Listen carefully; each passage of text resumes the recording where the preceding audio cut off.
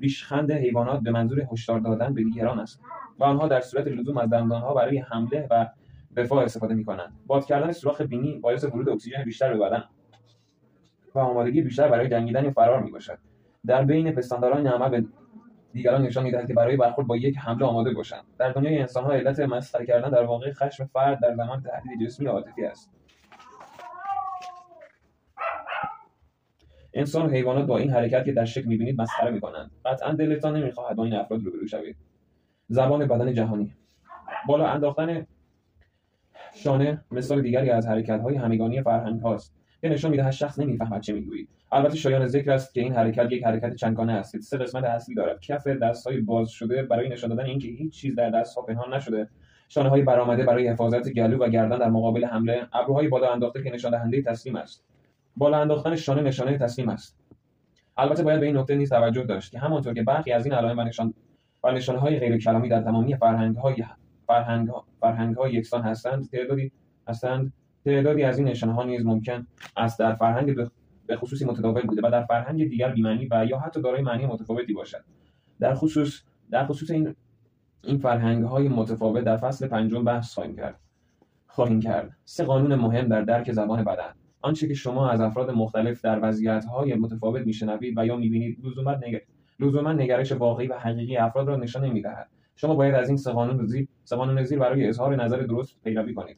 قانون اول، مجموعه حرکات را با هم در نظر بگیرید. یکی از متداول‌ترین اشتباهات خواندن زبان بدن این است که یک حرکت را جدا از سایر حرکات یا شرایط تعبیر کنید. مثلا خواندن سر معانی متفاوتی مانند عرق ریختن، عدم اطمینان، شوره موی سر، کک، فراموشکاری و دروغگویی دارد و فهمیدن اینکه کدام معنی در مورد کدام فرد صدق می‌کند بسته به سایر حرکات همزمان فرد دارد. زبان بدن مانند هر زبان دیگری دارای واژه، جمله و نقطه‌گذاری است. هر حرکت مثل یک واژه تنهاست و هر واژه معانی متفاوت و متعددی دارد. مثلا در زبان انگلیسی واژه درسینگ 10 معنی متفاوت دارد که شامل لباس پوشیدن، چاشنی غذا مایع داخل شکم مرغ، مرهم زخم، کود و محتری اسب است. محتری. فقط هنگامی که یک واژه را با واژه دیگر در یک جمله قرار می‌دهید می‌توانید معنای آن را به طور کامل درک کنید. مجموعه حرکات و ژست‌های ما در قالب یک جمله قرار می‌گیرند و نگرش واقعی شخص را لو می‌دهند. یک مجموعه زبان بدن درست مثل یک جمله باید حداقل 3 واژه داشته باشد تا دقیقاً بتوان معنی هر واژه را تعبیر کرد. شخص شهودی کسی است که می‌تواند جملات زبان بدن را بخواند و آنها را با رفتار فرد مطابقت دهد. یک تعبیر سرخاراندن می‌تواند عدم اطمینان باشد، اما می‌تواند نشانه شوره سر هم باشد.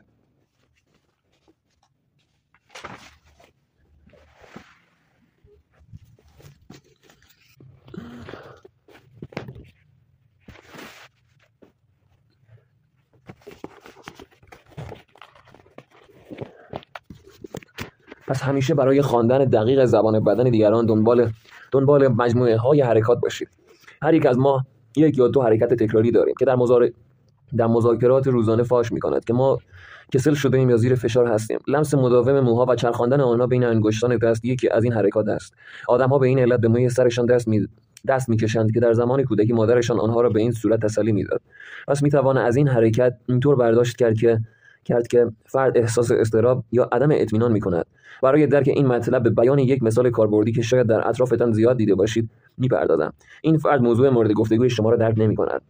مثال ما در رابطه با مجموعه‌ای از حرکات اصلی ارزیابی و انتقادی است. وقتی شخصی تحت تاثیر چیزی که میشنود قرار نمیگیرد، حرکات ارزیابی انتقادی از خود نشان میدهد. نشانه اصلی ارزیابی انتقادی حرکت دست به صورت است، به طوری که انگشت سبابه به طرف گونه اشاره میکند و انگشت دیگر روی لبها را میپوشاند و انگشت شست هم زیر چانه قرار میگیرد. حرکت دیگری که نشان میدهد این شنونده افکار انتقاد آمیزی درباره آنچه میشنود دارد این است که پاهایش را محکم روی هم انداخته و بازویش هم بر بدنش عمود است، در حالی که سر و چانه‌اش رو به پایین است. این جمله زبان بدن این فرد میگوید من از حرفهای تو خوشم نمیاد. قانون دوم، زبان دنبال همخوانی بگردید. تحقیقات نشان می‌دهد که تاثیر نشانه‌های غیر کلامی تقریباً 5 برابر کلام است. اگر به عنوان یک سخنران از شنونده‌ای که تصویرش را در صفحه قبل دیدید در مورد عقیده‌اش درباره سخنان شما بپرسید، او میگفت که با شما مخالف است. نشانه‌های زبان بدنش با جملات شفاهی‌اش تطابق دارد، اما اگر او میگفت با حرف شما موافق است، دروغ میگفت، زیرا کلمات و حرکاتش با هم مطابقت نداشتند. وقتی صحبت شخص و زبان بدن او در تضاد هستند، زبان بدن وقتی صحبت شخص و زبان بدن او در تضاد هستند، زبان بدن کلامش را نادیده میگیرد. وقتی صحبت شخص و زبان بدن او در تضاد هستند، زبان بدن کلامش را نادیده میگیرد. اگر ببینید سیاستمداری برای شما سخنرانی میکند و به شما میگوید که نظرات جوانان را به آغوش باز میپذیرد، در حالی که دست به سینه ایستاده و چانه‌اش پایین است، آیا حرفش را باور میکنید؟ حالا اگر در حالی که ضربات کوتاه و تندی روی میز میزند سعی میکند متقاعدتان کند که فرد دلسوزی است، زمانی فروید گفت که یکی از مراجعانش از ازدواجش اظهار رضایت کرد، در حالی که با حلقه ازدواجش بازی میکرد، آن را از انگشتش خارج میکرد، دوباره به انگشت میکرد. فروید متوجه شد که او دروغ میگوید و در واقع در زندگیش مشکل دارد. قانون سوم، حرکات شخص را در چارچوبی که رخ میدهند بخوانید. همه حرکات باید در چارچوبی که رخ میدهند تعبیر شوند. مثلا اگر فردی در یک روز سرد برفی دست به سینه در حالی که پاهایش را محکم روی هم انداخته و چانه‌اش هم رو به پایین است، به احتمال قوی به این معناست که سردش شده و معنای واکنش دافعی نمیدهد. اما اگر همان شخص با همان حالات سر میز فروش روبروی شما نشسته باشد، به درستی میتواند حرکت او را به این معنا دانست که نسبت به پیشنهاد شما احساس منفی دارد.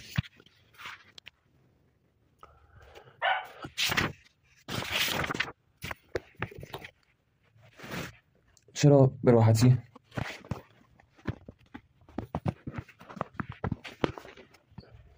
راحتی میتوان در تعبیر واکنش‌ها دچار اشتباه شد؟ فردی که با شما شل دست می‌دهد احتمالاً متهم می‌شود که شخصیت ضعیفی دارد، اما اگر همان شخص آرت روز دست داشته باشد، احتمالاً برای اجتناب از درد شل دست می‌دهد. برای همین امر است که هنرمندان، موسیقیدانان، جراحان و کسانی که حرفه آنها بسیار به حرکات و نیروی دستشان وابسته است، معمولاً ترجیح می‌دهند که دست ندهند و اگر مجبور به دست دادن شوند، از روش دست دادن ماهی مرده استفاده می‌کنند. کسی که لباس نامناسب و چسبان پوشیده باشد ممکن است نتواند از یک سری از حرکات استفاده کند و یک امر ناشی از پوشیدن لباسش باشد. کسی که لباس نامناسب و چسبان پوشیده باشد ممکن است نتواند از یک سری از حرکات استفاده کند و این امر ناشی از پوشیدن لباسش باشد، نه از زبان بدنش. مثلا اشخاص چاق نمیتوانند پاهایشان را روی هم بیاندازند و یا زنانی که دامن تنگ میپوشند با پاهای چسبیده به هم مینشینند و این ممکن است آنها را محافظه‌کارانه‌تر به نظر برساند. در حقیقت شما باید در تعبیرهایتان از زبان بدن محدودیت‌های جسمی شخص یا معلولیتش را در نظر بگیرید. خواندن زبان بدن کودکان آسان‌تر است. خواندن زبان بدن بزرگسالان بسیار سخت‌تر از کودکان است، زیرا استحکام عضلات آنها کمتر است و نمی‌توانند دروغ بگویند. سرعت بعضی از حرکات و اینکه چقدر به نظر دیگران واضح می‌رسند نیز به سن فرد بستگی دارد. مثلا اگر کودک 5 تا 6 ساله دروغ بگوید، احتمالاً فوراً دهانش را با یک دست یا دو دست می‌پوشاند. عمل گرفتن دهان می‌تواند برای والدین نشانه‌ای از دروغگویی کودکش باشد. البته این حرکت تا سال‌های دیگر در زندگی فرد ادامه خواهد داشت. فقط سرعت و نحوه حرکتش تغییر می‌کند. اگر در کودکی روی تمام دهانش را با دو دست می‌پوشاند، در سنین نوجوانی با انگشتانش دور دهانش را می‌مالد. کودکی در حال دروغگویی، نوجوانی در حال دروغگویی.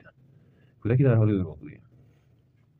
حرکت پوشاندن دهان در هنگام دروغگویی در دوره بزرگسالی از این هم سریعتر می‌شود. فرد بزرگسال هنگامی که دروغ می‌گوید، مغزش به دستش دستور می‌دهد که دهانش را بپوشاند تا جلوی دروغ را بگیرد، اما در آخرین لحظه دست از روی صورت کنار کشیده می‌شود و با بینی تماس پیدا می‌کند.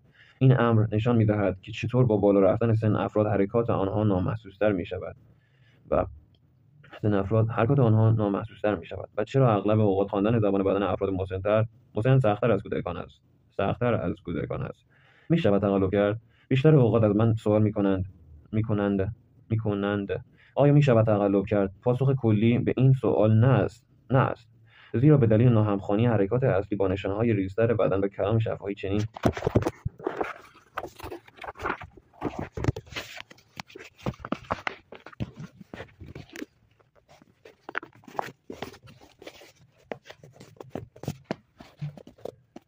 کاری ممکن نیست. مثلا دست‌های باز به معنی صداقت است، اما وقتی کسی می‌خواهد تقلب کند و موقع دروغ گفتن دست‌هایش را باز می‌کند و به شما لبخند می‌زند، حرکات ریزش مچش را باز می‌کند. ممکن است مردمک چشمش کوچک شود یا یکی از ابروهایش بالا رود. ممکن است مردمک چشمش کوچک شود یا یکی از ابروهایش بالا رود و با گوشه دهانش یا گوشه دهانش بلرزد. آن وقت این نشانه ها با دستان باز و لبخندش در تضاد است. در نتیجه طرف صحبت او مخصوصا زنان حرف او را باور نخواهند کرد. تقلب کردن با زبان بدن در رابطه با مردان آسانتر از زنان است، به دلیل اینکه مردان در خواندن زبان بدن از مهارت کمتری برخوردارند. یک داستان و تجربه شخصی در زمینه تقلب با زبان بدن برایتان بازگو می‌کنم. زمانی با مردی مصاحبه می‌کردم که می‌گفت کارش را ترک کرده است. او اظهار می‌داشت که آن کار برایش آینده خوبی نداشت، اما رابطه‌اش با همکارانش خوب بود. در نتیجه ترک کردن آن محل برایش سخت بود. ته دلم احساس می‌کردم که این فرد دروغ می‌گوید و احساسات منفی نسبت به رئیسش دارد، در حالی که مدام از رئیسش تعریف می‌کرد. وقتی فیلم ویدئویی مصاحبه را با حرکات آرام تماشا کردیم، متوجه شدم هر بار که این فرد درباره رئیس خود حرف می‌زد، پوزخند کوتاهی در سمت چپ صورتش ظاهر می‌شد. با رئیس او تماس گرفتم و دریافتم که این شخص به علت معامله مواد مخدر با سایر کارکنان اخراج شده است. این شخص خیلی تلاش کرده بود که زبان بدنش را طور دیگری جلوه دهد، ولی حرکات ریز و متضادش دستش را برای ما رو کرد. نکته مهم در اینجا این است که بتوانیم حرکات واقعی را از حرکات قلابی تشخیص دهیم تا شخص راستگو از دروغگو متمایز شود. در مورد نشانه‌های مانند گشاد شدن مردمک چشم، عرق ریختن و سرخ شدن صورت نمی‌توان آگاهانه تقلب کرد، اما نشان دادن کف دست‌ها برای راستگو جلوه دادن به آسانی قابل یادگیری است. اما مواردی هست که از زبان بدن عمدن برای کسب امتیاز استفاده می‌کنند. به طور مثال مسابقات زیبایی را در نظر بگیرید که در آن هر یک از شرکت کنندگان به طور آگاهانه از حرکات بدن استفاده می‌کنند تا خود را صمیمی و صادق نشان دهند و هر قدر کسی بتواند این نشانه‌ها را بهتر منتقل کند، امتیاز بیشتری می‌گیرد. ولی حتی شرکت کنندگان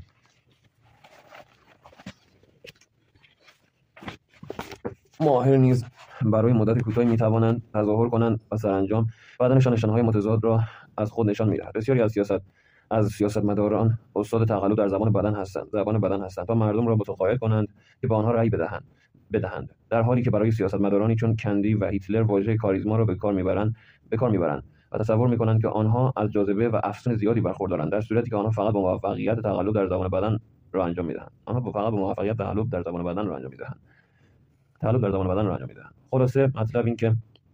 خلاصه مطلب این که میتوان در زبان بدن تقلب کرد، اما استفاده مثبت از زبان بدن مهم است، زیرا با این مهارت بهتر میتوان با افراد مختلف ارتباط برقرار کرد و موفق‌تر بود. این کار بودن با دیگران را راحت‌تر می‌سازد و شما را در نظر آنان خواستنی‌تر می‌کند و هدف ما در این کتاب این است: چگونه میتوان در تعبیر زبان بدن دیگران مهارت پیدا کرد. برای دست یافتن به مهارت کافی در خواندن زبان بدن چند توصیه زیر را انجام دهید. دست کم روزی 15 دقیقه را به مطالعه در این حوزه اختصاص دهید. در عین حال به حرکات خودتان نیز توجه کنید. تا آگاهی بیشتری از زبان بدن خودتان کسب کنید. هر جایی که آدم‌ها یکدیگر را می‌بینند و با هم ارتباط برقرار می‌کنند، برای آزمایش زبان بدن خوب است. خصوصاً فرودگاه‌ها برای مشاهده انواع حرکات انسانی مکانی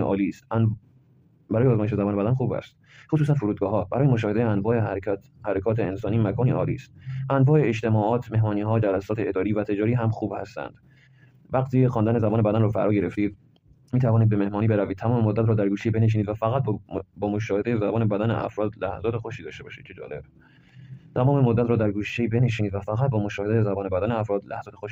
انسان‌های امروزی نسبت به نسل‌های قبل مهارت کمتری در خواندن زبان بدن از خود نشان می‌دهند، زیرا حواسشان با کلمات پرت شده است.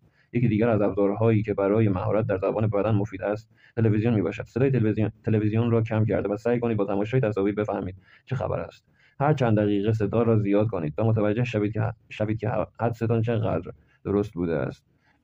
به زودی می‌توانید کل برنامه‌ها را بدون صدا تماشا کنید و درست مانند ناشنوایان بفهمید